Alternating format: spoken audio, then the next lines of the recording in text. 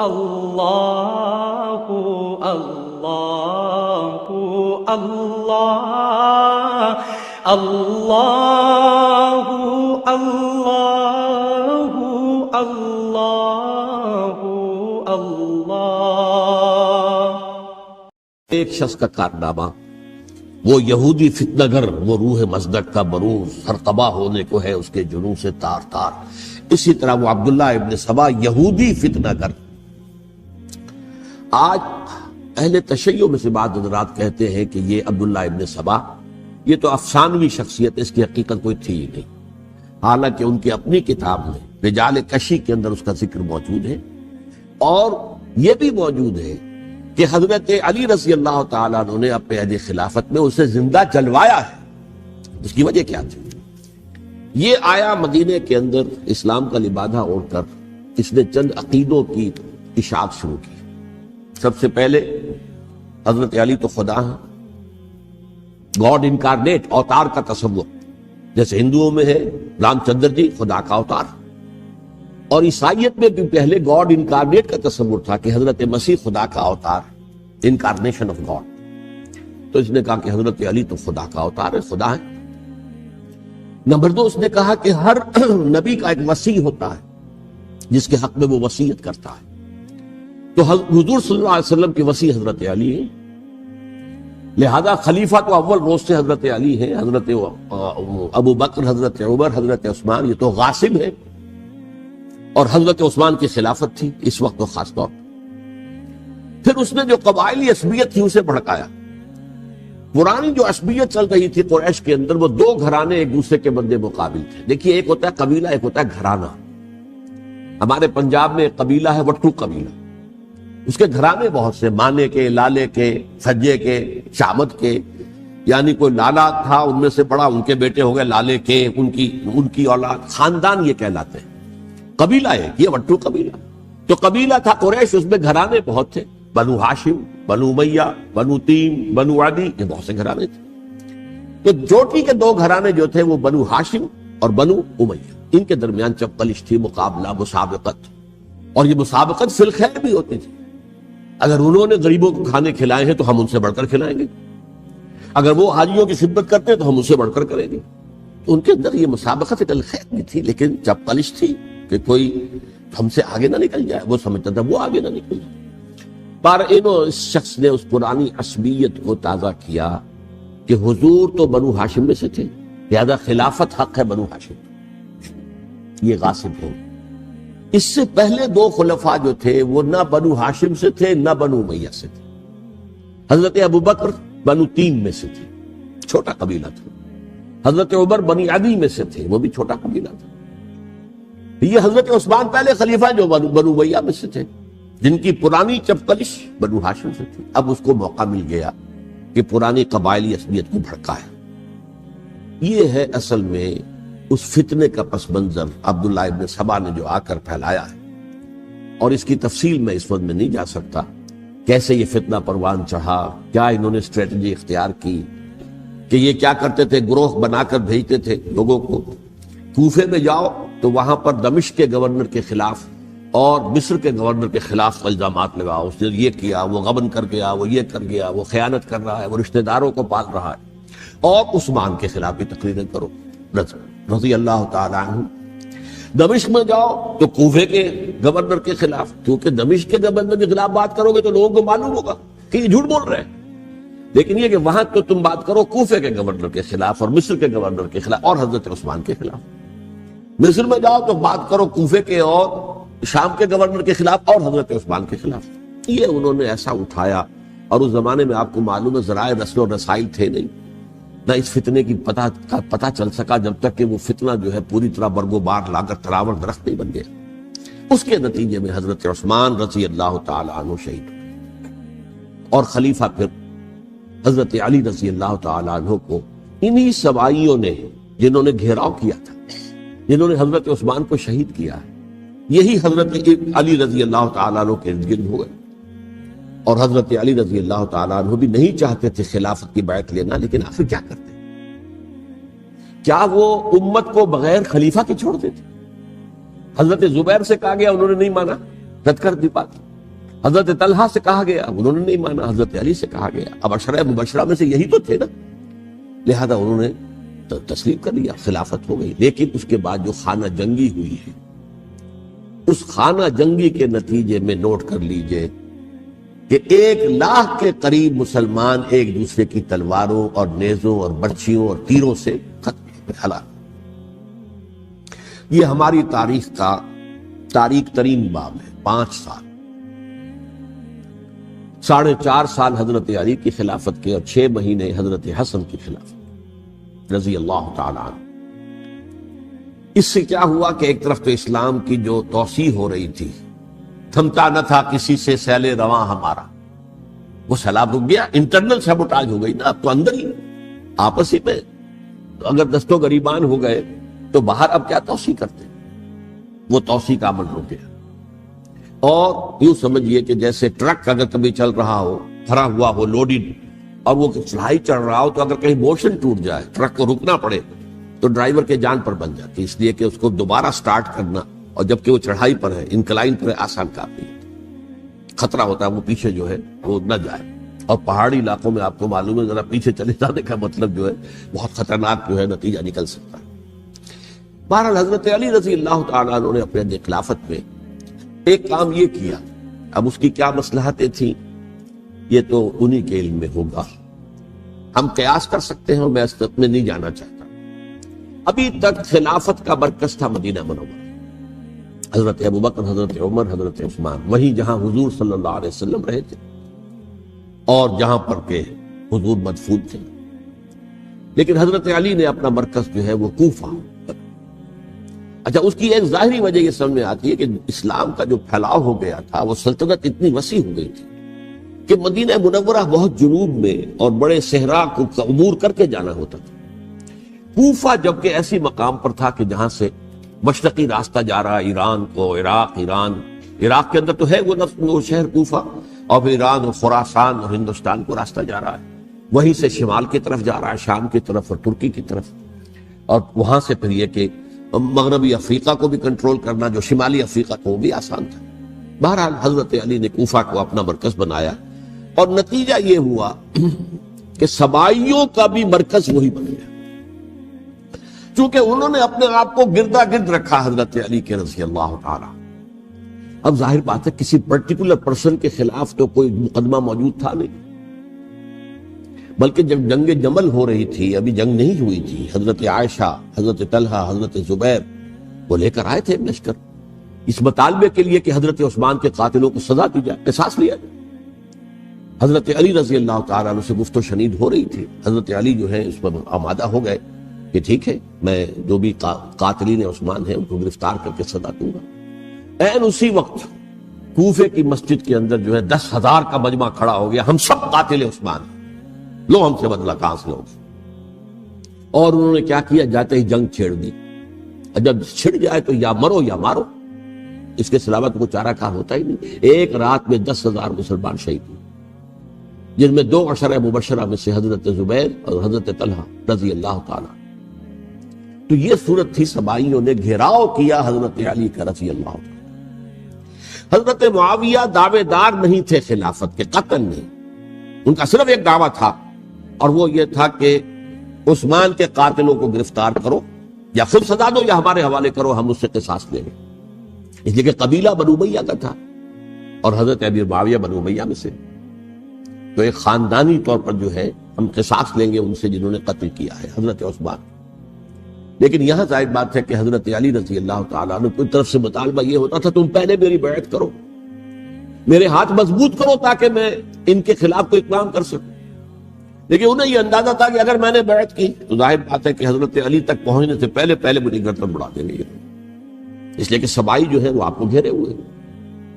بہرحال ایک عجیب الجھاؤ، ایک ڈائلیما تھا جس کی وجہ سے یہ جنگ چلتی رہی. اور حضرت علی رضی اللہ تعالیٰ عنہ کو انہی کے شیعان علی ہی کے اندر سے وہ جماعت علیحدہ ہوئی تھی جس کو ہم خوارج کے نام سے جانتے ہیں، اور ایک خارجی ملجم ابن ملجم ہی نے حضرت علی کو شہید کیا رضی اللہ تعالیٰ عنہ. پھر حضرت حسن رضی اللہ تعالیٰ عنہ اب دیکھیے کس قدر صحیح بات تھی جو حضرت علی رضی اللہ تعالیٰ عنہ نے فرمائی جب ان سے کہا گیا کہ کیا ہم آپ کے بیٹے حسن کے ہاتھ پر بیعت کر لیں رضی اللہ تعالیٰ عنہ. فرمایا نہ میں تمہیں اس کا حکم دیتا ہوں نہ میں اس سے روکتا ہوں، یہ تمہارا معاملہ ہے. امرہم شورا بینہم، تم اپنے باہمی مشورے سے جو فیصلہ کرو گے ٹھیک ہے، میں نہ حکم دیتا ہوں نہ روکتا ہوں. اس کا کیا مطلب ہے؟ باپ کے بعد بیٹے کی خلافت ہرگز حرام نہیں ہے، ورنہ کہتے کیسے ہو سکتا میرا بیٹا؟ نہیں، یہ نہیں کہا. حضرت عمر سے بھی کہا گیا تھا کہ اپنے بیٹے کو نامزد کر دیں، عبداللہ ابن عمر کو، تو انہوں نے جواب میں کیا کہا؟ اسے تو طلاق دینی بھی نہیں آتی. انہوں نے اپنی کسی زوجہ کو طلاق دی تھی اور اس میں جو صحیح ترین طریقہ ہے وہ اختیار نہیں کیا تھا. انہیں طلاق دینے تک نہیں آتی تو میں اسے خلیفہ بنا دوں. یہ نہیں کہا تھا کہ باپ کے بعد بیٹا خلیفہ نہیں ہو سکتا، یہ تو نہیں تھا. کہیں حرام نہیں ہے، نہ کتاب و سنت میں، نہ کوئی حدیث ہے، نہ کہیں قرآن مجید میں. تو حضرت علی نے بھی فرمایا رضی اللہ تعالی نہ میں روکتا ہوں نہ حکم دیتا ہوں، یہ تمہارا اپنا معاملہ ہے. بہرحال حضرت حسن رضی اللہ تعالی عنہ نے حضرت امیر معاویہ سے صلح کر لی، خلافت ان کے سپرد کر دی. دیکھیے میں حضرت ابوبکر، حضرت عمر، حضرت عثمان، حضرت علی کے ساتھ حضرت حسن کے دور خلافت کو بھی خلافت راشدہ میں سے سمجھتا ہوں. اور تبھی 30 سال پورے ہوتے ہیں اس حدیث کے مطابق کہ حضور نے فرمایا خلافت 30 برس رہے گی پھر ملوکیت آ جائے. تو حضرت حسن کا بہت بڑا کارنامہ یہ ہے کہ اس خانہ جنگی کا دروازہ بند کر، اور یہ پیشن گوئی تھی حضور کی صلی اللہ علیہ وسلم. حضرت حسن کو جب بچے تھے حضور کے انتقال سے پہلے، میرا یہ بیٹا مسلمانوں کے 2 گروہوں میں صلح کرائے گا، یہ حضور کی پیشن گوئی تھی. اور وہ پیشن گوئی حضرت حسن کے علم میں بھی ہوگی یقیناً. بہرحال انہوں نے صلح کی حضرت امیر معاویہ کے ساتھ رضی اللہ تعالی عنہ، خلافت ان کے حوالے کر دی اور کچھ شرائط تھیں طے ہو گئی. اللہ خیر سے حضور کی تو یہ پیشن گوئی جو ہے صحیح ثابت ہوئی کہ میرا یہ بیٹا مسلمانوں کے 2 بڑے گروہوں کے درمیان صلح کرا دے. اور سبائیوں نے انہیں تانے دیے، یا عار المومنین، اے مومنوں کے لیے موجب عار، موجب شرم تم نے بزدلی دکھائی، تم نے امیر معاویہ کو خلیفہ تسلیم کر لیا، تم نے بزدلی دکھائی. معاذ اللہ ثم معاذ اللہ ثم معاذ اللہ. اب میں کچھ باتیں حضرت امیر معاویہ کے بارے میں کہنا چاہوں، اس لیے کہ وہاں اس میں نے حضرت معاویہ کے بارے میں یہ تو بہت شدت کے ساتھ کہا تھا، اور میں اب بھی اس پر قائم ہوں اور پوری طریقے سے قائم ہوں. میرا مستقل موقف یہی ہے کہ حضرت معاویہ رضی اللہ تعالی عنہ کے دور خلافت کو ہم خلافت راشدہ میں شامل نہیں سمجھتے، اہل سنت میں سے کوئی بھی نہیں سمجھتا. لیکن اس کے ساتھ میں نے حضرت امیر معاویہ کے کچھ مناقب بھی بیان کیے تھے تاکہ پلڑا جو ہے ترازو کا اس کے دونوں پلڑے سامنے آئے. لیکن یہ وہ حصہ میرے اس بیان کا نکال دیا گیا، ختم کر دیا گیا. یہ میں نہیں جانتا کہ اس میں کیا مصلحت دیکھی گئی ہے.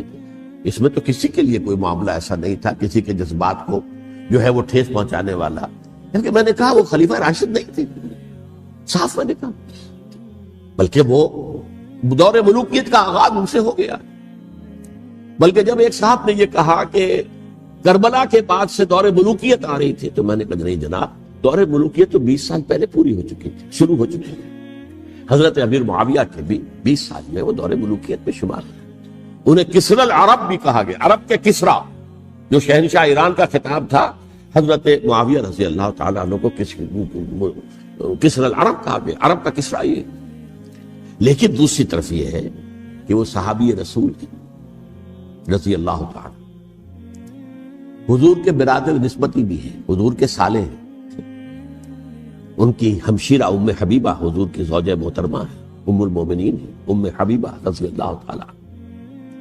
پھر کس قدر معتمد علیہ تھے حضور کے کہ کاتبان وحی میں شامل تھے. وحی کی کتابت کرنے والے چند لوگ تھے جنہیں کہ حضور کہتے تھے کہ اب یہ آیت لکھ لو، ان میں سے ایک امیر معاویہ بھی رضی اللہ تعالیٰ. تو بڑے توازن کی ضرورت ہے. دیکھیے صحابہ کرام کا جہاں تک تعلق ہے، اہل سنت کا موقف یہ ہے کہ صحابہ تو کلہم عدول، صحابہ سب کے سب نیک نیت ہیں اور ان کی روایت جو ہے قبول کی جائے گی، رد نہیں کی جائے گی، ان پر کوئی جرح و تعدیل نہیں ہوگی، اس لیے کہ ان کا تزکیہ محمد الرسول اللہ صلی اللہ علیہ وسلم نے کیا تھا. لہذا یہ تو ہو سکتا ہے کہ کسی صحابی سے کوئی خطا ہوگی، لیکن وہ خطا اجتہادی ہوگی، نیت کی خطا نہیں، نیت کی غلطی نہیں. اگر کسی صحابی کی نیت پر حملہ کیا جائے تو یہ اصل میں طعن ہے، حملہ ہے حضور پر کہ وہ تربیت دے نہیں سکے اپنے ساتھیوں کو، معاذ اللہ ثم معاذ اللہ ثم معاذ اللہ، وہ تزکیہ کر ہی نہیں سکے۔ 3 جگہ جو قرآن میں آیا ہے یتلو علیہم آیاتہ ویزکیہم، تو کیا تزکیہ کیا؟ اگر ان کے قریب ترین ساتھی جو تھے، اگر ان کے اندر بھی بدنیتی تھی اور دنیا کی طلب تھی اور دنیا کے اندر اقتدار حاصل کرنے کا جذبہ تھا، تو پھر کیا تزکیہ کیا؟ معاذ اللہ ثم معاذ اللہ۔ لہذا صحابہ سب کے سب عدول ہیں اور ان سے اختلاف ممکن ہے، لیکن ان کی نیت پر حملہ نہیں ہو سکتا۔ تو حضرت امیر معاویہ کی شخصیت ایک چیز ہے، آپ کا دور خلافت دوسری چیز ہے۔ شخصیت کے اعتبار سے صحابی رسول ہیں، برادر نسبتی ہیں حضور کے صلی اللہ علیہ وسلم، اور پھر یہ کہ اس قدر معتمد علیہ ہے صحابہ میں سے کہ وہ کاتبان وحی، یہ عام آدمی کے کرنے کا کام نہیں تھا جو وحی کی کتابت کرے، اللہ کے کلام کی۔ البتہ یہ ہے کہ جیسا کہ میں نے عرض کیا، ان کا دور خلافت راشدہ نہیں ہے، وہ ملوکیت کا دور ہے۔ یہ میں نے جیسا کہ عرض کیا، میں نے ایک صاحب نے جب یہ کہا کہ ملوکیت شروع ہو رہی تھی، میں نے کہا شروع نہیں ہو رہی تھی، ملوکیت تو 20 سال پہلے شروع ہو چکی تھی۔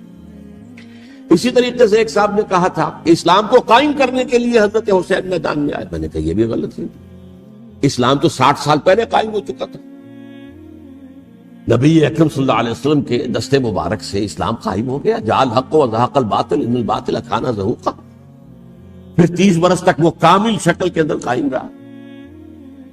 تو اسلام جو ہے وہ جو ہے در حقیقت اب قائم کرنے والی بات نہیں تھی، البتہ اس کے اندر زوال شروع ہو گیا تھا، اس زوال کے عمل کو روکنے کے لیے حضرت حسین میدان میں آئے۔ یہ چیز کو صحیح تاریخی پرسپیکٹو میں رکھنا، تو جس طرح سے دین کو قائم کرنے کے لیے نہیں، قائم تو کیا محمد رسول اللہ صلی اللہ علیہ وسلم والذین معہ رضی اللہ تعالی عنہ، انہوں نے کیا تھا۔ ہاں اب جو ہے وہ اپنی اس شاندار حیثیت سے نیچے گرنے لگا تھا، وہ میں بعد میں عرض کروں گا کہ میں نے اسے کیا عرض کیا تھا کہ یہ اس زوال کو روکنے کے لیے کسی طریقے سے یہ اپنی اصل حقیقت میں قائم رہے، یہ حضرت حسین رضی اللہ تعالیٰ عنہ کی سعی تھی۔ اچھا، حضرت امیر معاویہ کے جو 20 سال ہیں وہ پورے امن، سکون، اطمینان، کوئی جھگڑا، کوئی فساد، کوئی اختلاف، کوئی باہمی خانہ جنگی، کچھ 20 سال۔ یہ بھی تاریخ کی بڑی چشم کشا حقیقت ہے جو عام طور پر لوگوں کے علم میں نہیں ہے۔ سبائی بھی دبتے رہے، حضرت امیر معاویہ کی حکومت اتنی مضبوط تھی، کنٹرول، کہ ان کو کچھ سر اٹھانے کا موقع نہیں ملا۔ موجود تھے، دبکے رہے، جیسے کہ میں نے کہا ریولوشن کے آخری مرحلے پر آ کر جو مخالفین ہیں وہ دب جاتے ہیں کہ پھر دیکھیں گے موقع ملے گا تو پھر لیں گے ان سے حساب کتاب۔ 20 سال رہے ہیں پورے امن کے، 10 سال کے بعد یعنی درمیان میں ہے حضرت امیر معاویہ کا عہد خلافت۔ ایک صحابی جو کہ بزرگ صحابہ میں سے ہیں، مغیرہ ابن شعبہ رضی اللہ تعالی عنہ، وہ آتے ہیں اور وہ کہتے ہیں کہ دیکھیے امیر المومنین، کتنی بڑی خانہ جنگی رہی تھی مسلمانوں کی آپس میں، اور اب بھی اگر آپ کسی کو نامزد کیے بغیر چھوڑ گئے امت کو تو پھر خانہ جنگی ہو جائے۔ 1 لاکھ اس وقت جو ہے وہ ہلاک ہوئے تھے، نہ معلوم اب کتنے ہلاک۔ لہذا آپ اپنی زندگی ہی میں نامزد کر دیجئے کسی کو خلیفہ، ولی عہد بنا دیجئے۔ حضرت امیر معاویہ نے ابتداءً جو ہے انکار کیا نہیں، لیکن ان کے دلائل ایسے تھے وزنی، اور میں سمجھتا ہوں کہ وہ بات صحیح تھی جو مغیرہ ابن شعبہ نے کہی، اس لیے کہ اب صحابہ کرام میں سے جو کبار صحابہ تھے وہ تو سب دنیا سے رخصت ہو چکے تھے۔ اب تو یا صغار صحابہ رہ گئے تھے جو حضور کے زمانے میں بچے تھے، حضرت حسن، حضرت حسین، عبداللہ ابن زبیر، یہ بچے تھے نا، یا تو وہ تھے، اور یا بالکل نو مسلم تھے، اور نو مسلموں میں بڑی تعداد وہ تھی جو ایرانیوں کی تھی، شامیوں کی تھی، ادھر کی تھی، ادھر کی تھی، تو ان کو تو ظاہر بات ہے کہ تربیت نبوی سے کیا خلافت راشدہ سے بھی اکثر و بیشتر کو کوئی حصہ ملا ہی نہیں۔ تو اس صورت میں اب وہ اعلیٰ ترین معیار پر حکومت کے نظام کو قائم کرنا ممکن نہیں ہے۔ کوئی قبائلی عصبیت جب تک حکومت کی پشت پر نہیں ہوگی، حکومت مستحکم نہیں ہوگی۔ یہ گویا کہ ایک جس کو کہتے ہیں کہ حقیقت بینی، واقعیت پسندی، ایک آئیڈیالزم ہے اور ایک ریئلزم ہے کہ آپ فیکٹس آن دی گراؤنڈ کو غور کریں، سوچیں اس کے اوپر اور پھر کوئی فیصلہ کریں۔ اس اعتبار سے پھر حضرت امیر معاویہ نے بات مان لی اور بیعت لے لی لوگوں سے حضرت یزید کے لیے کہ یہ خلیفہ ہوں گے میرے بعد، اس کو ولی عہدی کہتے ہیں۔ اچھا، اس وقت 5 افراد ایسے تھے کہ جنہوں نے اس سے اختلاف کیا، یہ بات بہت اہم ہے۔ میرا کتابچہ ہے سانحہ کربلا، اس کے کچھ نسخے آج یہاں ہوں گے، آپ لوگ پڑھیے اسے غور سے اور پھیلائیے تاکہ حقیقت سامنے آئے۔ 5 افراد کون تھے جو ہونے چاہیے؟ ابو بکر فوت ہو گئے، ان کے بیٹے عبد الرحمن ابن ابی بکر۔ عمر فوت ہو گئے، ان کے بیٹے عبداللہ ابن عمر۔ عباس فوت ہو گئے، ان کے بیٹے عبداللہ ابن عباس۔ زبیر فوت ہو گئے، ان کے بیٹے عبداللہ ابن زبیر۔ اور حضرت حسن جو ہے ان کا انتقال ہو چکا تھا، حضرت علی کے بیٹے حضرت حسین رضی اللہ تعالی عنہ مجمعین۔ حضرت حسن کے بارے میں ایک فریق کا کہنا یہ ہے کہ انہیں زہر دے کر ہلاک کیا، اہل تشیع کا قول یہ ہے، جبکہ اہل سنت کہتے ہیں کہ نہیں، وہ اپنی جو بھی طبی موت تھی اس سے ان کی وفات۔ لیکن میں اس میں نہیں جانا چاہتا، اس لیے کہ یہ مائکرو ہسٹری جو ہے نا، وہ تو ایک ایک واقعے کے لیے ادھر کی روایات کیا ہیں، ادھر کی کیا ہیں، ان کے پاس کیا دلائل، یہ تو کسی ریسرچ اسکالر کا موضوع ہے، میرا موضوع نہیں۔ لیکن بہرحال یہ 5 حضرات تھے جنہوں نے ولی عہدی کی بیعت نہیں کی، لیکن حضرت معاویہ اتنے حلیم الطبع انسان تھے، انہوں نے جبر نہیں کیا، کوئی تشدد نہیں کیا۔ ٹھیک ہے، ولی عہدی کی بیعت نہیں کر رہے، کوئی بات نہیں، میری بیعت تو کی ہوئی ہے نا، ابھی تو میں زندہ ہوں، بات ختم ہو گئی، میری بیعت کو تو نہیں توڑا انہوں نے، فسخ بیعت نہیں کی۔ اس اعتبار سے انہوں نے نہ کوئی تشدد کیا، نہ جبر کیا، نہ کوئی مواخذہ کیا۔ لیکن جب امیر معاویہ کا انتقال ہو گیا، اب ولی عہدی کی بجائے وہ اب خلافت کی بیعت، سب لوگوں نے بیعت کر لی۔ ان 5 میں سے ایک فوت ہو چکے تھے، حضرت عبد الرحمن ابن ابی بکر فوت ہو چکے رضی اللہ۔ 4 تھے، ان 4 میں ایک اختلاف ہے۔ 2 کی رائے یہ تھی، عبداللہ ابن عمر، عبداللہ ابن عباس، کہ اگرچہ یہ کام غلط ہوا ہے، اسلام کی روح کے منافی ہوا ہے، یہ بادشاہت کی بنیاد پڑ رہی ہے، لیکن یہ بات ایسی نہیں ہے کہ اس کی بنا پر ہم خانہ جنگی شروع کروا دیں، امت کے خون خرابہ کروائیں، فساد کروائیں۔ لہذا انہوں نے بیعت کر لی۔ اب کوئی اگر یہ کہے معاذ اللہ کہ وہ بک گئے تھے یزید کے ہاتھ میں، معاذ اللہ ثم معاذ اللہ، وہی بات آپ اختلاف کر سکتے ہیں کہ انہیں نہیں کرنی چاہیے تھی، یہ کوئی رائے رکھے، مجھے اختلاف نہیں، لیکن ان کی نیت پر حملہ کریں گے تو حملہ محمد رسول اللہ پر ہوگا صلی اللہ علیہ وسلم۔ عبداللہ ابن عمر کون ہے؟ کتنی حدیثیں ان سے جو ہے وہ منقول ہیں۔ عبداللہ ابن عباس کون ہے؟ جنہیں حضور نے جو ہے جن کے لیے دعا کی تھی، اے اللہ فقہہ فی الدین وعلمہ التاویل، اے اللہ اس نوجوان کو دین کا فہم عطا کر اور قرآن کی تعویل اور تفسیر کا علم عطا کر، حبر الامہ کہلاتے ہیں۔ وہ کہیں پیسوں اور ٹکروں کے عوض بک جانے والے نہیں تھے، انہوں نے امت کی مصلحت دیکھی، نیت جو ہے اس پر حملہ نہ کیجئے، البتہ اختلاف کا حق آپ کو حاصل۔ 2 حضرات جو ہے ڈٹے رہے کہ نہیں، ہمیں کم وقت میں ریزسٹ کرنا ہے۔ عبداللہ ابن زبیر عمر کے اعتبار سے وہ بڑے ہیں، مسلمانوں میں سب سے پہلے ولادت مدینے میں جا کر جو ہوئی ہے وہ عبداللہ ابن زبیر کی ہوئی ہے۔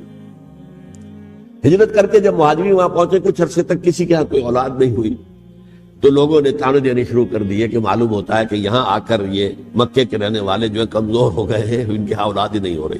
پھر عبداللہ ابن زبیر کی ولادت ہوئی ہے، یہ حضرت ابو بکر کے نواسے ہیں، حضور کی زوجہ محترمہ حضرت عائشہ کی بہن، حضرت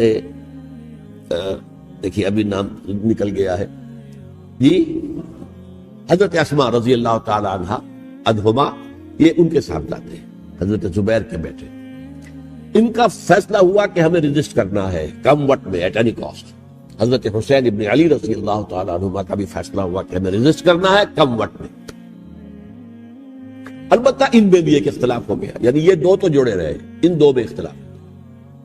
عبداللہ ابن زبیر کا کہنا یہ تھا کہ ہمیں حجاز میں رہنا چاہیے، یہ سرزمین ہے جس میں نبوت کی برکات سب سے زیادہ ہے، یہاں ہم مضبوط قلعے کے اندر ہیں، ہمیں یہاں سے جو ہے ریزسٹ کرنا چاہیے اور ختم کرنا چاہیے اس نظام کے اندر جو خرابی آ گئی ہے۔ حضرت حسین رضی اللہ تعالیٰ عنہ کے پاس خطوط کا تانتا بنا ہوا تھا، کوفے سے لوگ خط لکھ رہے تھے، آئیے آئیے آئیے، ہم آپ کے ہاتھ پر بیعت کریں گے، ہم آپ کے ہاتھ پر بیعت کریں گے، ہم آپ کے ہاتھ پر بیعت کریں گے۔ یہی وہ کوفہ جو حضرت علی کا دارالخلافہ رہا تھا۔ اور جو پھر سبائیت کا گڑھ بن گیا تھا۔ چنانچہ حضرت حسین نے حضرت مسلم بن عقیل کو بھیجا وہاں پر کہ میرے نمائندے کی حیثیت سے جا کر وہاں پر بیعت لو۔ 10-12 ہزار افراد نے بیعت کر لی، لیکن اس کے بعد یزید کی طرف سے گورنر بنا کے بھیجا گیا ابن زیاد کو۔ ابن زیاد نے آ کر جو تشدد کیا اور سختی کی تو سب کے سب بیعت توڑ کر اور سب منحرف ہو گئے۔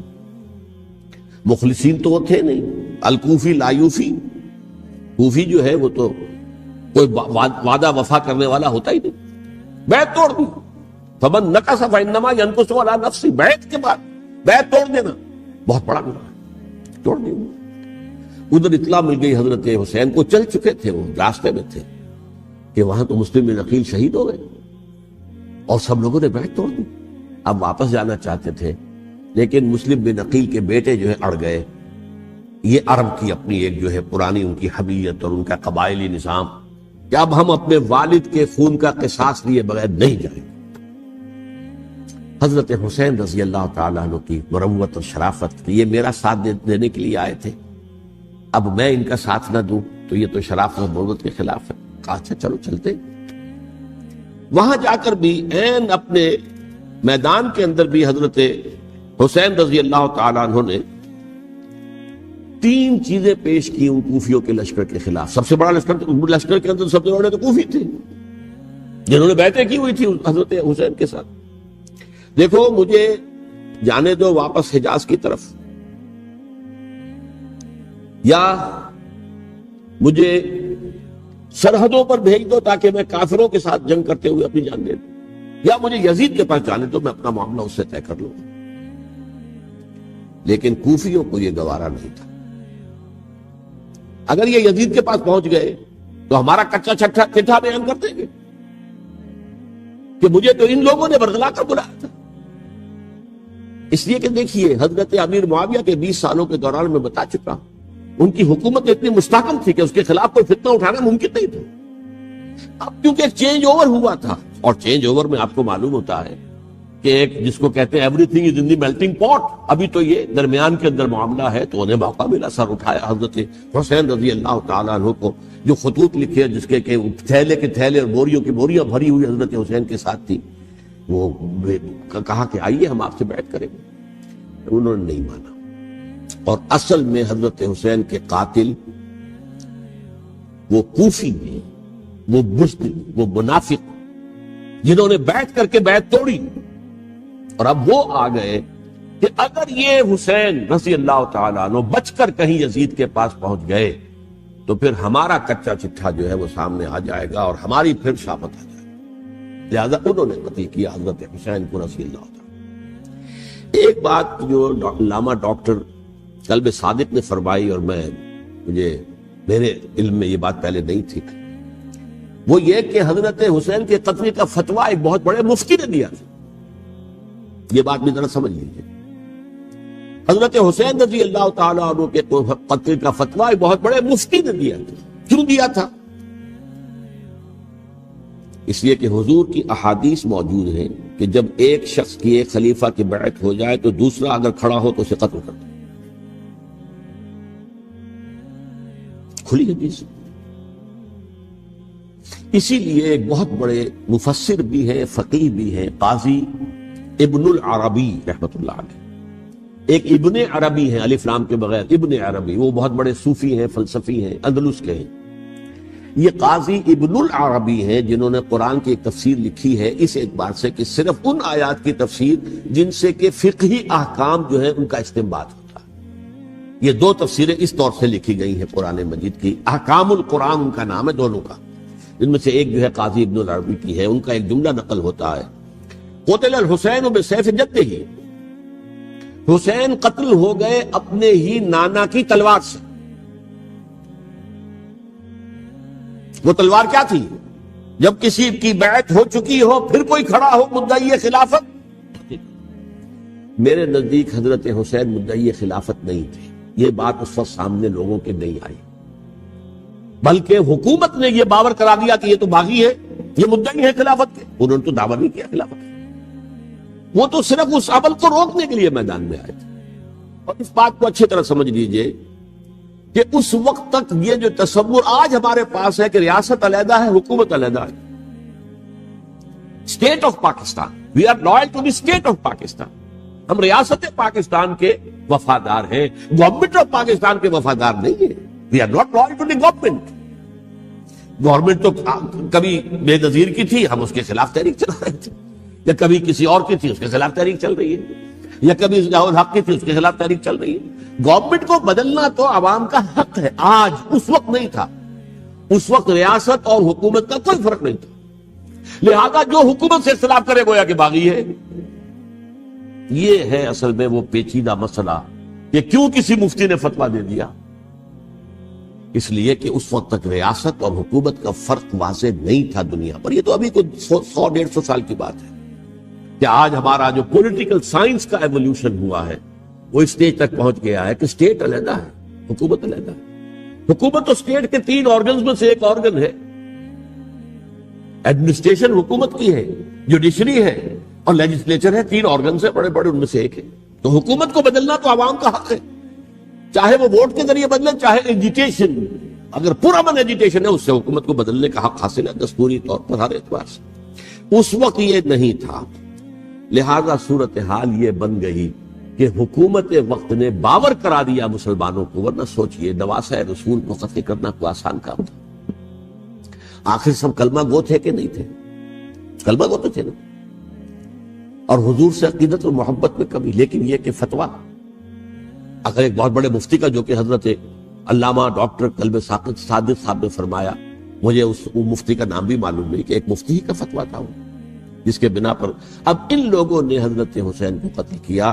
اور یہی وجہ ہے کہ انہوں نے پھر خیموں کو بھی آگ لگا دی. وائی حالانکہ دیکھیے اگر دشمنی کا انتقام ہوتا تو حضرت علی بن حسین جو بیمار تھے، جو بعد میں زین العابدین رحمت اللہ علیہ کے نام سے پھر یہ اہل تشیع کے چوتھے امام معصوم ہیں، حضرت علی، حضرت حسن، حضرت حسین، اور پھر حضرت علی بن حسین زین العابدین رحمت اللہ علیہ، کیا ان کو بھی قتل کر دیتے؟ حضرت حسین کی نسل ہی ختم ہو جاتی. لیکن نہیں کیا. آگ کیوں لگائی؟ آگ اس لیے لگائی کہ وہ جو ڈاکومنٹری پروف ہے ہماری غداری کا یزید کے خلاف حضرت حسین کو جو ہم نے دعوت دی، وہ جو ڈاکومنٹری پروف خطوط کی شکل میں موجود ہے وہ ختم ہو جائے، ڈسٹرائے ہو جائے. اس کے لیے انہوں نے خیموں میں آگ. بہرحال یہ ہے تاریخی پس منظر، یہ اسی سبائی فتنے کا تسلسل ہے جس نے سب سے پہلے حضرت عثمان کی جان لی رضی اللہ تعالیٰ. 5 سال تک مسلمانوں میں خانہ جنگی رکھی، حضرت علی کو پھر شہید کیا، اور اس کے بعد جو ہے 20 سال حضرت امیر معاویہ کے تو سر نہیں اٹھا سکے. لیکن پھر جب ایک چینج اوور ہو رہا تھا تو اس وقت انہوں نے موقع غنیمت سمجھا کہ اب کھڑے ہو جاؤ اور اب دوبارہ ایک فتنہ جو ہے اس کو امت کے اندر پیدا کر دو. اچھا، اس معاملے میں ایک بات جو میں نے وہاں کہی کہ ہمارے ہاں شاعرانہ جو مبالغہ آمیزی ہے، یہ میری گفتگو کا حصہ انہوں نے حذف کر دیا. اور میں نے ایک سنی شاعر، بہت بڑے عالم، جن کے حوالے سے آج بھی میری تقریر ہوگی خالق جناح ہال میں، مولانا محمد علی جوہر کے ایک شعر کے حوالے سے کہا کہ قتل حسین اصل میں مرگ یزید ہے، اسلام زندہ ہوتا ہے ہر کربلا کے بعد. میں نے کہا بالکل محمل شعر ہے، اسلام مرا ہی نہیں تھا، زندہ ہونے کا کیا سوال. اور اگر کسی درجے میں مزمحل یا زخمی ہوا تھا تو وہ تو رہا، کربلا کے بعد بھی رہا، یزید کی حکومت بھی رہی، بنو امیہ کی حکومت بھی چلی، کوئی تبدیلی تو نہیں آئی. یہ کیا کہہ رہے ہیں کہ اسلام زندہ ہوتا ہے کربلا کے بعد؟ میں نے کہا اسلام مرا نہیں تھا. جیسے میں نے یہ کہا کہ ملوکیت جو ہے وہ اب شروع نہیں ہوئی، ملوکیت تو 20 برس پہلے شروع ہو چکی تھی حضرت امیر معاویہ کی. لیکن ظاہر بات ہے کہ حضرت حسن نے، حضرت حسین نے اس کو قبول کیا، اور حضرت حسین نے تو پھر 10 سال تک ولی عہدی جو تھی چاہے بیعت نہیں کی لیکن اس کے خلاف میدان میں آ کر چیلنج تو نہیں کیا. اس اعتبار سے یہ معاملہ جو ہے اسلام زندہ ہوتا ہے کربلا کے بعد، یہ بے تکی بات ہے.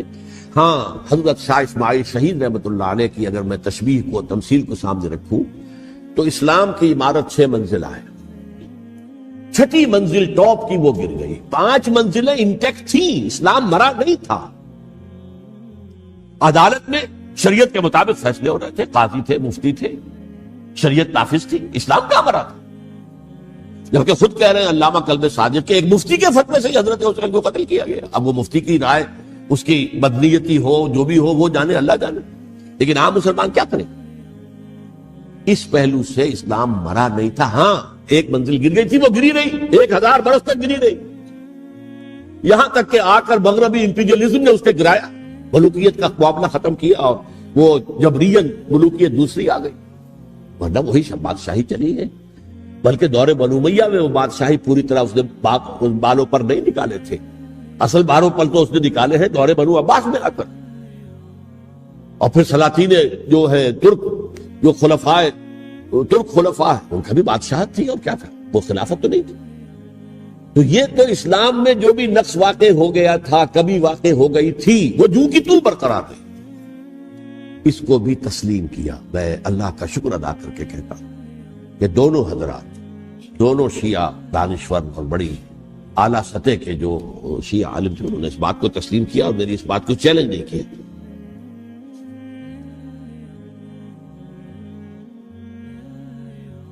اصل میں تیسری بات میں نے یہ کہی کہ دیکھیے حضرت حسین رضی اللہ تعالی عنہ کی اس شہادت کے بعد، اس کے بعد واقعہ حرہ بھی ہوا ہے، جو واقع کربلا سے بھی بعض اعتبارات سے زیادہ بھیانک اور زیادہ گھناؤنا واقعہ بنو امیہ کی تاریخ ہے، جس کو لوگ جانتے ہی نہیں. مدینے کے کچھ لوگوں نے بغاوت کی اور انہوں نے اس کے خلاف فوج بھیجی، اور فوج کو جب مدینہ فتح کر لیا، 3 دن کے لیے حلال کر دیا، جو چاہو کرو، یہاں جسے چاہو مارو، جسے چاہو لوٹو، جس کا گھر چاہو برباد کرو، جس عورت کو چاہو ریپ کرو. اور یہ مدینہ النبی کے اندر ہوا. تو کاٹ کھانے والی ملوکیت کے اندر بہت سے واقعات ہوئے. عبداللہ ابن زبیر کھڑے ہوئے، انہوں نے حکومت قائم کی تھی، لیکن یہ کہ وہ تو 6 سال کے لیے کامیاب بھی رہے، ایک حکومت قائم کی، بنو امیہ کے ہاتھ پر بیعت نہیں کی، بالآخر ان کی حکومت بھی ختم ہو گئی. پھر حضرت زید کھڑے ہوئے، انہوں نے بغاوت کی، وہ بھی ناکام رہ گئے. پھر بنو عباس میں کھڑے ہوئے حضرت نفس زکیہ، حضرت حسن رضی اللہ تعالیٰ عنہ کی اولاد میں سے، وہ بھی ناکام ہو گئے، شہید ہو گئے. پھر یہ سمجھ لیا گیا کہ اب یہ جہاں تک 6ٹھی منزل ہے، وہ تو دوبارہ تعمیر نہیں ہو سکتی. یہ تو جس کی لاٹھی اس کی بھینس، جس کے پاس طاقت ہوگی اس کی حکومت ہوگی، جس کا قبیلہ زیادہ قوی ہوگا، جس قبیلے میں زیادہ عصبیت ہوگی، مضبوط ہوگا، متحد ہوگا، طاقتور ہوگا، اسی کی حکومت ہوگی. البتہ اس کے نیچے لوگوں کے اخلاق کی اصلاح کرو. صوفیاء کرام نے وہ کام اپنے ذمہ لیا، اور بالکل وہی کام ہے کہ جو ائمہ اہل بیت کرتے رہے. حضرت حسن کی اولاد میں پھر حضرت علی بن حسین رضی اللہ تعالی، حضرت حسین کی اولاد میں پھر امام محمد باقر، امام محمد جعفر صادق، اور اس کے بعد بھی 5 اور. کسی نے بغاوت نہیں کی. جیسے علماء کرام کام کر رہے تھے اور جیسے صوفیاء کرام کام کر رہے تھے، ایسے ہی وہ مسلمانوں کی علمی تربیت، روحانی تربیت و تزکیہ کر رہے تھے. کسی نے حکومت کو چیلنج نہیں کیا. نوٹ کر لیجیے اس بات. حضرت علی نے بھی چیلنج نہیں کیا تھا، حضرت حسن نے چیلنج نہیں کیا، خود صلح کر لی. تو ائمہ اہل بیت جو 12 یہ گنتے ہیں، جن میں سے آخری جو ہے حضرت مہدی کو تو ابھی ظاہر ہونا ہے، ان کے عقیدے کے مطابق وہ روح پوش ہیں، وہ ظاہر ہوں گے. لیکن 11 حضرات کے بارے میں یہ کہ حضرت حسین کے سوا کسی نے بھی چیلنج نہیں کیا موت کے دن. اور حضرت حسین نے بھی اس مغالطے پر کیا کہ کوفی ساتھ دیں گے، اور یہ موقع ہے کہ یہ جو 6ٹھی منزل اسلام کی گر گئی ہے، اسے دوبارہ تعمیر کر دیا جائے. انہوں نے خلافت کا دعویٰ نہیں کیا تھا، یہ انہیں عوام کو مغالطے میں مبتلا کیا گیا کہ یہ خلافت کا مدعی ہو کر سامنے آئے. جیسا کہ میں نے آپ سے کہا تھا، امیر معاویہ نے حضرت علی کے عہد خلافت میں کبھی خلافت کا دعویٰ نہیں کیا. مدعی خلافت نہیں تھے. وہ تو یہ کہتے تھے کہ قاتلان حسین جو ہے، قاتلان عثمان کو سزا دو، قصاص دو، بس. اسی طرح حضرت حسین نے بھی. اب دیکھیے اس ضمن میں اس میں کوئی شک نہیں ہے، حضرت حسین رضی اللہ تعالی عنہ کی جو شہادت ہوئی ہے، ان کے ساتھیوں کی، اعزاء و اقارب کی، تاریخ انسانی میں یہ عزم، ہمت، شجاعت، مثابرت، صبر، استقلال، استقامت، اس کی بہت روشن مثال. بہت روشن مثال ہے، بہت روشن مثال، لیکن اس سے تاریخ کی رفتار پر کوئی اثر نہیں پڑا۔ وہ جو ملوکیت آ گئی تھی وہ اور گہری سے گہری ہوتی چلی گئی۔ واقعہ کربلا کے بعد تو واقعہ ہررا ہوا میں نے گنوا دیا، اس سے زیادہ تو میرے خیال میں کہ اور ہمارے لیے لائق شرم جو ہے کوئی واقعہ ہے ہی نہیں اس پہلو سے۔ لیکن حضرت حسین کا ایک، اب ان کو یہ کہ میں مطلب یہ کہ اگر میں ان کے ہاتھ پر بیعت کر لیتا ہوں جو کہ اس وقت سامنے موجود تھے کہ یزید کی بیعت تمہارے ہاتھ پر کرتا ہوں، تو گویا کہ اپنے آپ کو سرنڈر کر دیتے۔ وہی خطرہ جو امیر معاویہ کو تھا کہ مجھے وہ تو پہنچنے بھی نہیں دیں گے علی تک رضی اللہ تعالیٰ عنہ، اور مجھے پہلے ہی شہید کر دیں گے۔ یہی خطرہ حسین کو تھا رضی اللہ تعالیٰ عنہ کہ مجھے یزید تک پہنچنے نہیں دیں گے، پہلے قتل کر دیں۔ اور ویسے بھی یہ ایک شرافت، مروت اور حمیت اور غیرت اور عزت نفس کا تقاضا بھی تھا کہ بھائی معاملہ ہے یزید کا، میرا مجھے وہاں جانے دو، اللہ اللہ خیر سے، یو کین اسکورٹ می، میرے دائیں بائیں چلو تاکہ میں کہیں اور بھاگ نہ جاؤں تمہارے خیال میں، مجھے وہاں پہنچا دو، میں وہاں پہ جا کے اس سے معاملہ کر لوں۔ لیکن انہوں نے قتل کیا، اصل قاتلان کوفی، وہی سبائی۔ البتہ یہ ہے کہ اس واقعے کی جو یادگار ہے اس میں کوئی شک نہیں ہے کہ اس نے مسلمانوں میں سے ایک گروہ کے دل میں قربانی اور شہادت کا جذبہ بہت پیدا کیا، اس میں کوئی شک نہیں۔ اور جس طریقے سے کہ عاشورہ محرم میں یاد منائی جاتی ہے، جس طریقے سے اس نے اہل تشیع کے اندر قربانی کا جذبہ بے انتہا پیدا کر دیا، اگرچہ وہ جذبہ بروئے کار نہیں آتا، اس لیے کہ ان کے ہاں یہ عقیدہ ہے، یہ طے ہے کہ جب تک حضرت مہدی ظاہر نہیں ہوں گے ہم کسی کے خلاف بغاوت نہیں کریں۔ یہ پوری تاریخ میں ان کا معاملہ رہا، تمام جو ہے ائمہ اہل بیت کا معاملہ رہا، جب تک مہدی نہیں آتے keep sitting and keep waiting, wait and see, that's all. یہ تو خمینی صاحب نے کیا ہے، آیت اللہ خمینی صاحب نے، کہ انہوں نے یہ ایران کے شیعوں کو باور کرایا کہ بھائی جب آئیں گے حضرت مہدی آ جائیں گے، لیکن ہم اب ہاتھ پر ہاتھ رکھ کر بیٹھے رہیں، باطل کو چیلنج بھی نہ کریں، ہمیں کچھ تو کرنا چاہیے، وہ ہاتھ پاؤں ہلانے چاہیے، اور کچھ نہیں تو مہدی کا راستہ جو ہے صاف کرنا چاہیے، تمہید کرنی چاہیے، ان کے راستہ ہموار کیا جائے۔ تو یہ ان کی بڑی عظمت ہے آیت اللہ خمینی صاحب کی کہ اہل تشیع ایران کے جو ہے ان سے انہوں نے یہ بات منوا لی کہ ہم بالکل انرٹ نہیں بیٹھے رہیں گے، بلکہ اب انہیں نائب امام قرار دے کر اور ولایت فقیہ کے فلسفے کے حوالے سے، یہ دو چیزیں ان کی جو ہیں بنیادی فلسفے کی ہیں، وہ اس وقت میرا موضوع نہیں ہے، انہوں نے عوام کو ایسا کھڑا کیا ہے کہ 20,000 سے لے کر 30,000 کے درمیان انسانوں نے جانے دی، عورتوں کے جلوس نکلے، چیرخوار بچہ گود میں ہے عورت کے، اور گولی کھا رہی ہے اور مر رہی ہے، گر رہی ہے۔ اب سوچئے زندگی کتنی عزیز ہوتی ہے، اور چیرخوار بچے کے لیے ماں کی جو زندگی ہے، اس ماں کو اپنی زندگی کتنی عزیز تر ہوگی کہ اپنے لیے نہیں تو اس بچے کے لیے مجھے جینا ہے، لیکن نہیں، گولیاں کھائیں گری۔ یہ جذبہ انہی میں ہے۔ واقعہ یہ ہے کہ اہل سنت کے اندر یہ جذبہ نہ ہونے کے برابر، یہ میں واشگاف الفاظ کو کیا، پورے عالم اسلام میں صرف شیعہ ایران ایسا نکلا ہے کہ جس نے بادشاہت کا خاتمہ کیا، باقی سعودی عرب میں بادشاہت بیٹھی ہوئی ہے ڈٹ کر، اربوں ڈالر کا ایک ایک محل بنتا ہے ان بادشاہوں کا، اور سنی سن کوئی حرکت نہیں۔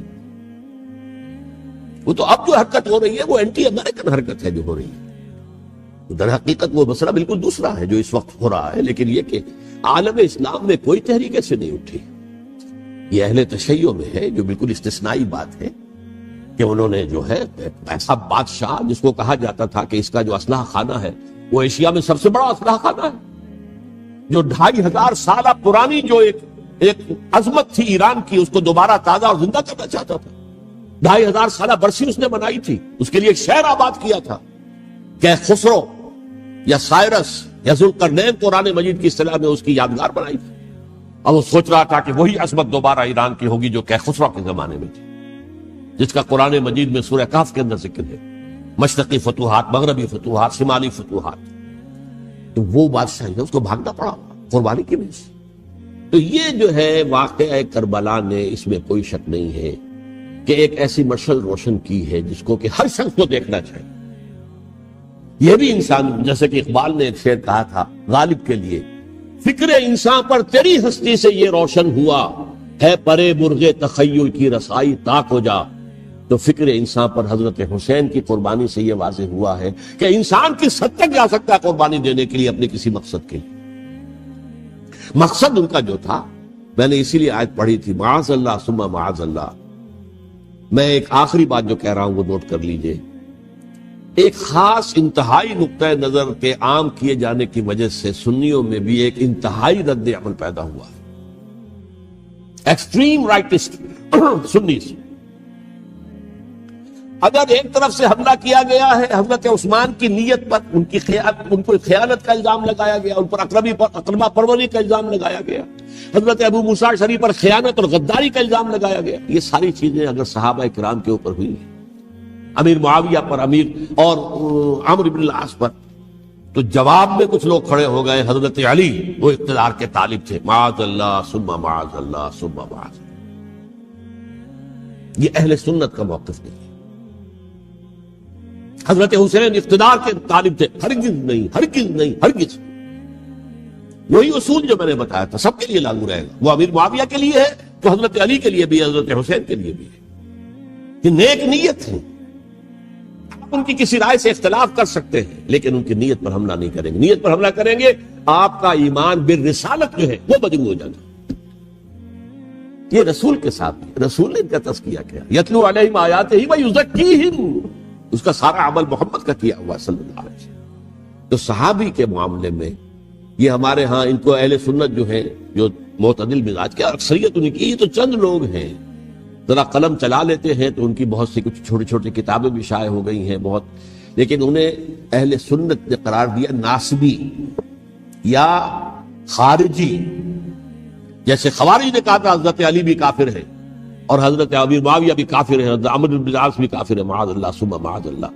ایسے ہی کچھ لوگ حضرت حسین پر بھی الزام لگاتے ہیں کہ اقتدار کی حوث اور طلب کے اندر انہوں نے یہ سارا سفر کیا تھا اور بس یہ ہے کہ وہ جو بازی تھی وہ ہار گئے. اللہ اللہ خیر اللہ، اس سے آگے کیا ہے باب نہیں. معاذ اللہ ثم معاذ. اسی لیے میں نے آیت آج جو پڑھی تھی ایک اور جو بہت بظاہر آپ کو معلوم ہوئی ہوگی، غیر متعلق ہے میرے آج کے عنوان سے. تلک الدار الآخرۃ نجعلھا للذین لا یریدون علوا فی الارض ولا فسادا. یہ سورہ قصص کے آخری آیات میں سے. دیکھو یہ آخرت کا گھر جو ہے وہ ہم خاص کر دیں گے ان لوگوں کے لیے جو اس زمین میں اپنے اقتدار کے طالب نہیں ہوتے. زمین میں اقتدار کے طالب ہوگے فساد ہو جائے. تم بھی طالب میں بھی طالب، جھگڑا ہوگا، لڑائی ہوگی، دنگا ہوگا، فساد ہوگا. تلک الدار الآخرۃ نجعلھا للذین لا یریدون علوا فی الارض ولا فسادا. جو لوگ زمین میں اپنے اقتدار کے طالب اور اس کے نتیجے میں فساد پیدا کرنے والے نہیں ہیں ان کے لیے ہم نے آخرت کا گھر خاص کیا. والعاقبۃ للمتقین، اور عاقبت جو ہے، انجام کار، آخرت جو ہے وہ تو متقیوں کے لیے ہے. اسی میں آئیں گے سب صحابہ کرام، خواہ وہ حضرت علی ہے رضی اللہ تعالیٰ عنہ، اور خواہ وہ حضرت امیر معاویہ ہیں، حضرت عثمان ہیں رضی اللہ تعالیٰ عنہ، خواہ حضرت حسن ہیں، حضرت حسین ہیں رضی اللہ تعالیٰ عنہ، خواہ عبداللہ ابن زبیر ہے، خواہ عبداللہ ابن عباس ہے، خواہ عبداللہ ابن عمر ہے رضی اللہ تعالیٰ عنہ اجمعین. اس اصول کو سامنے رکھ کر اختلاف آپ کر سکتے ہیں کسی سے بھی، لیکن کسی کی نیت پر حملہ کریں گے تو اصل میں آپ کا ایمان بالرسالت مجروح ہو جائے گا. علی کو نبی اکرم صلی اللہ علیہ وسلم نے اپنا نائب بنا کر چھوڑا تھا جب غزوہ تبوک میں جا رہے تھے مدینے میں. حضرت علی نے کہا بھی کہ مجھے آپ عورتوں کے ساتھ بٹھا کے جا رہے ہیں. فرمایا تمہارا مقام میرے ساتھ وہی ہے جو موسیٰ کے ساتھ ہارون کا تھا.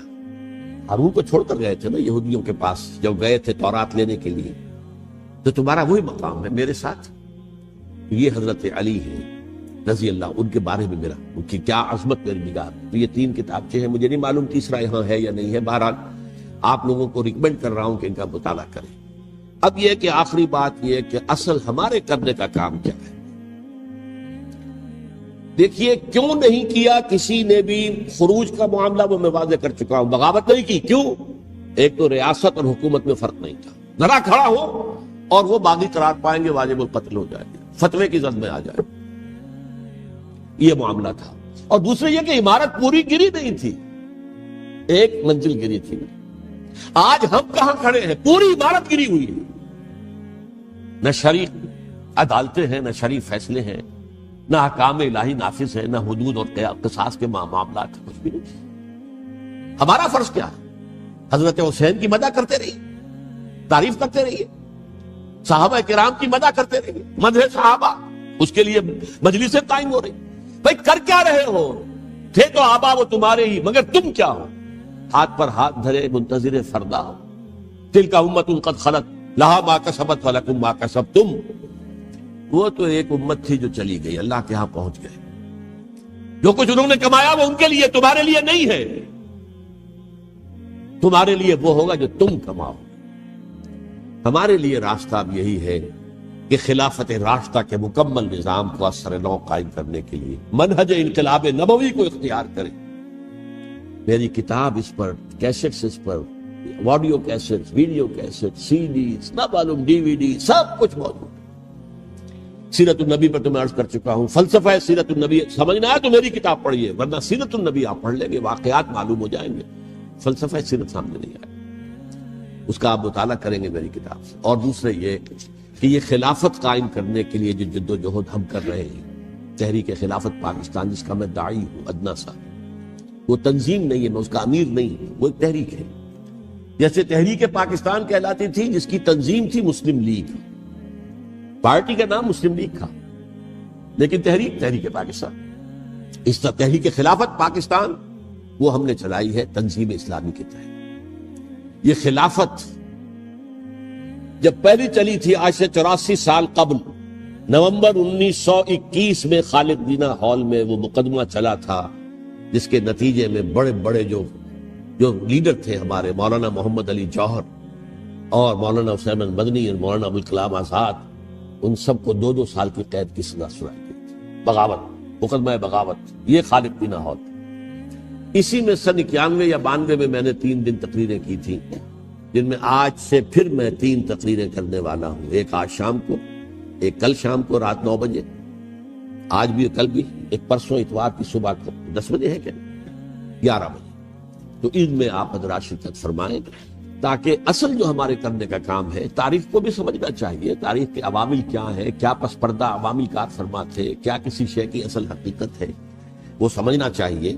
لیکن یہ ہے کہ اس اعتبار سے میں نے جب یہ لفظ استعمال کیا تھا اس مذاکرے میں، لپ سروس، کہ یہ ہم صرف لپ سروس کرتے رہے، مدح کے بیان کرتے رہے، منقبت بیان کرتے رہے، حضور کی نعتیں کہتے رہے، اس سے تو بات نہیں بنے گی جب تک کہ وہ فرض منصبی شہادت علی الناس کا جو ہمارے ذمے ہے بحیثیت امت محمد صلی اللہ علیہ وسلم، اس کو ادا نہ کرے. مجھے خوشی ہے کہ اس کی بھی تائید دونوں حضرات نے کی. ہاں، یہ لپ سروس کا معاملہ ہے. اللہ تعالی حضرت حسین کے نقش قدم پر چلتے ہوئے، بلکہ اصل میں تو ہمارے لیے اسوہ رسول ہے محمد صلی اللہ علیہ وسلم، اس پر چلتے ہوئے ہم پاکستان میں اسلام کا نظام خلافت قائم کرنے کی جد. اللہ اللہ اللہ اللہ اللہ اللہ